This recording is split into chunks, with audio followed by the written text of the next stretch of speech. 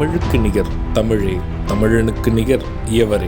2 அடியில் நம்மால் எதுவும் செய்ய இயலாது என்று எண்ணும் மனிதனிடத்தில் 2 அடி குரலில் எதையும் நம்மால் செய்ய முடியும் என நம்பிக்கையை ஊக்குவித்தது திருக்குறள்.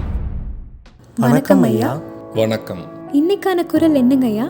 இன்னைக்கான குறள் அதிகாரம் 125 நெஞ்சொடு கிளத்தல். குறள் எண் 1241. நினைந்தொன்று சொல்லாயோ நெஞ்சே எனைத்தொன்றும் எவ்வநோய் தீர்க்கும் மருந்து. இந்த குறளுக்கான பொருள் என்னங்க ஐயா?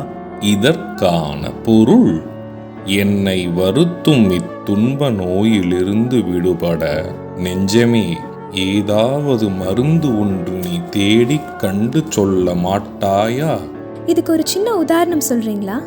இதற்கான உதாரணம், நெஞ்சமே, என் மனம் வருந்தி துன்பப்படும் இந்த துயரத்திற்கு நீயே ஒரு மருந்து கொடுக்க மாட்டாயா என நமக்கு நாமே கேட்டுக்கொள்வது ஆகும். நான் சொன்ன குறளும் அதோட விளக்கமும் உங்களுக்கு பயனுள்ளதா இருந்ததா?